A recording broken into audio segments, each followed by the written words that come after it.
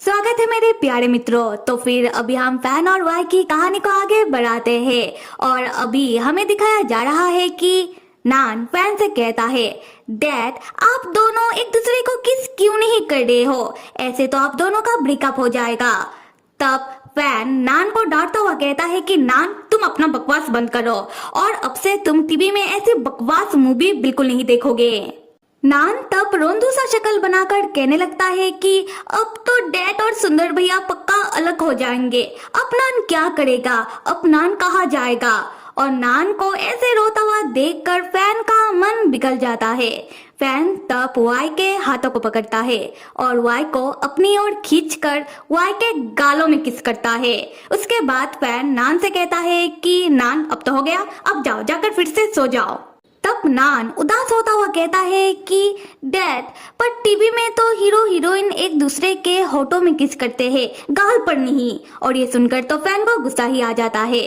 Fan तब नान के ऊपर चिल्लाता हुआ कहता है कि क्या कहा तुमने। नान अब मैंने तय कर लिया है, आज से तुम्हारा टीवी में मूवी सीरियल देखना बंद, तुम्हारा टीवी ही देखना बंद। और ये सुनकर नान कहता है कि नान तो टीवी देखेगा, नान मूवी सीरियल सब देखेगा। और अब इस चीज को लेकर बाप बेटे के बीच झगड़ा होने लगता है। तब वाई को उन दोनों के बीच आना पड़ता है। वाई तब फैन को खींचकर नान के पास से हटाता है और फैन को शांत करने लगता है। वाई कहता है कि फैन भैया शांत हो जाओ, नान बस एक छोटा सा बच्चा है, उसे ऐसे किस का मतलब नहीं पता। और फैन भैया मुझे पता है कि आपको फिक्र हो रहा है, पर हम तो बड़े हैं और अगर हम अभी नान का बात नहीं मानेंगे तो नान तो ऐसे ही जिद करता रहेगा। तब फैन गुस्से में पूछता है कि तो तुम क्या चाहते हो कि मैं क्या करूं। तब वाई सामने से एक मैगजीन उठाता है और फैन को खींचकर अपनी ओर करता है और उन दोनों के मुंह के सामने उस मैगजीन को रखता है और नान के सामने ऐसा नाटक करने लगता है कि फैन और वाई एक दूसरे के होठों में किस कर रहे हैं। उसके बाद वाई उस मैगजीन को हटाता है। तब हम फैन को देखते हैं जो थोड़ी देर के लिए शर्मा सा जाता है क्योंकि फैन को लगा था कि शायद वाई सच्ची में उसके होठों में किस करने वाला है। और दूसरी तरफ भोला सा नान, उसे तो यही लग रहा है कि उसके डैड और सुंदर भैया ने एक दूसरे के होठों में किस किया, जिससे नान बहुत ही खुश हो जाता है। नान तब कहने लगता है कि वाव, अभी सुंदर भैया और डैड का ब्रेकअप नहीं होगा, अब हम सब हमेशा एक साथ रहेंगे। तब वाई आकर नान के पास बैठकर नान को समझाता हुआ कहता है कि देखो नान, तुम जो किसकी बात कर रहे हो वो किस लोगों का प्राइवेट मैटर होता है जो सिर्फ बड़े ही करते हैं।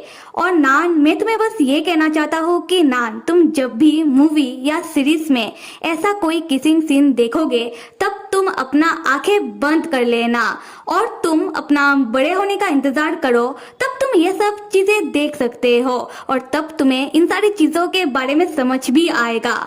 नान क्या तुम मेरी बात को समझ रहे हो।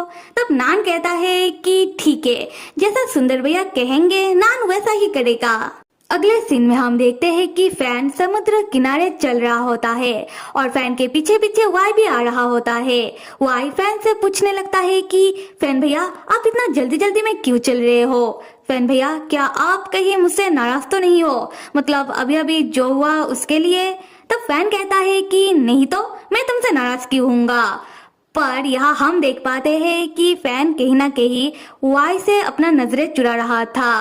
कहीं ना कहीं फैन अभी अपने फीलिंग को लेकर कंफ्यूज हो रहा था। हम वाई को देखते हैं जो फैन से कहता है कि नान बहुत ही स्मार्ट है, मुझे लगा नहीं था कि मैं नान को बेवकूफ बना पाऊंगा। तब फैन कहने लगता है कि क्या तुमने मुझे इतना छोटा सोच का समझ रखा है, खैर तुमने जो भी किया सही किया। तब हम देखते हैं कि धूप बढ़ने लगता है जिससे फैन को बहुत ही गर्मी लगने लगता है।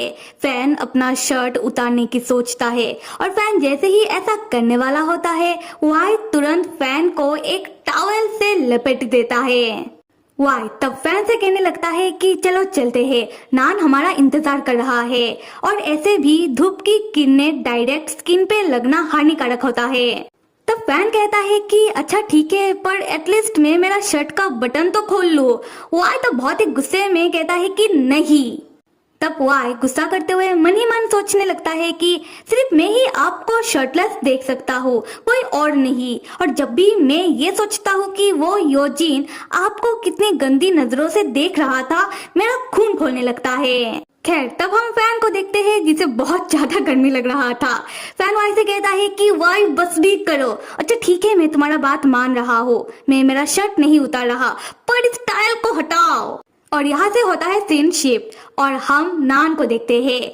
नान बीच में आराम से छाव के नीचे बैठकर फिर से नारियल पानी पी रहा होता है। तब फैन और वाई नान के पास आते हैं। नान कहने लगता है कि डैड और सुंदर भैया, आप तो बहुत देरी से आए हो, मैं तो पूरा नारियल पानी पी भी गया हूँ। वाई तब नान से फैन का शिकायत करने लगता है। वाई कहता है कि नान, तुम्हारे डैड मेरा कोई भी बात नहीं सुनते हैं, किसी दिन तुम्हारे डैड को सबक सिखाना पड़ेगा। तब नान भी वाई के हाँ में हाँ मिलाकर कहता है कि हाँ, डैड ऐसे ही है, डैड किसी का भी बात नहीं सुनते हैं। वाई कहता है कि हाँ, और क्या तुम्हारे डैड इतने ज्यादा नासमझ है? क्या तुम्हें पता भी है कि तुम्हारे डैड कुछ समय पहले इतनी कड़ी धूप में अपना शर्ट उतारने वाले थे? क्या तुम्हारे डैड अपना शर्ट उतारकर अपना छाती सबको दिखाकर शो ऑफ करना चाहते हैं? क्या तुम्हारे डैड को नहीं पता कि सूरज की किरणें डायरेक्टली स्किन पे पड़ने से स्किन खराब भी हो सकता है?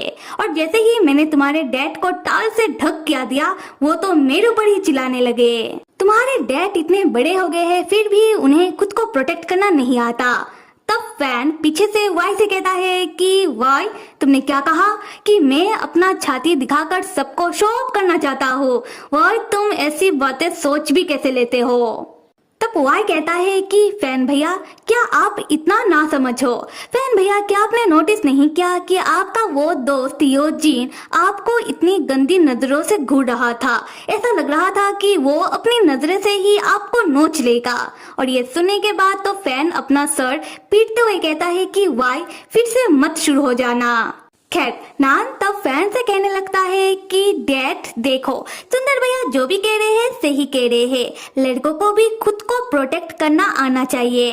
डैड आप मुझे ही देख लो, मैं कब से इस छाव में, इस चेयर में लेट कर नारियल पानी पी रहा हूँ, और जैसे ही धूप तेज होता है मैं भी खुद को टॉवल से ढक लेता हूँ। तो डैड आपको भी यही करना चाहिए। तो फैन कहता है कि नान, तुम कैसे किसी और का साइड ले सकते हो? तुम मेरे बेटे हो कि वाई के? तब नान कहता है कि डैड, मैं कहाँ किसी और का साइड ले रहा हूँ, आप और सुंदर भैया दोनों ही तो मेरे परिवार हो। देखो डैड, जैसे कि नान डैड का है, वैसे ही डैड सुंदर भैया का है। तो देखा जाए तो नान भी सुंदर भैया का हुआ है कि नहीं? और ये सुनकर तो वाई चौंक जाता है। वाई मन ही मन कहता है कि क्या डैड सुंदर भैया के है? फिर वाई नान को प्यार से पकड़ के कहता है कि हाय मेरा लाडला प्यारा नान, तुम्हें मेरा बेटा मानना ये जाया नहीं जाएगा।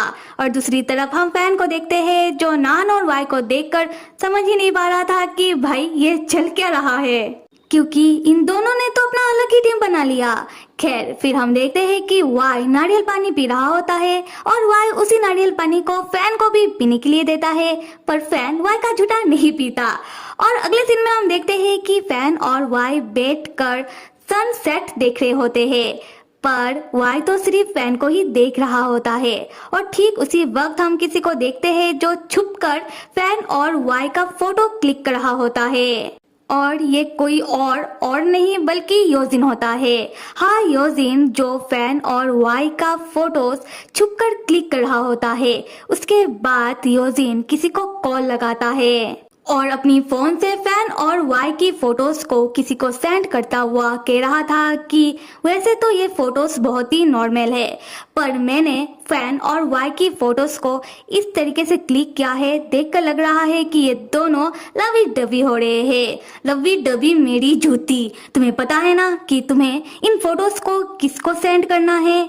और आगे से जवाब आता है कि हाँ सर, मुझे पता है। उसके बाद योजिन फोन को रखता है और अपने हाथों में रेड वाइन की ग्लास को पकड़ के बीच का नजारा देखते हुए कहने लगता है कि वाई देखो आगे आगे तुम्हारे साथ होता है क्या। तो फिर मेरे प्यारे मित्रों, लगता है कि आगे बहुत कुछ होने वाला है। और अगर मेरा एक्सप्लेनेशन पसंद आ रहा है तो कमेंट करके बताओ, और कहानी को आगे देखने के लिए till then stay with me and see you.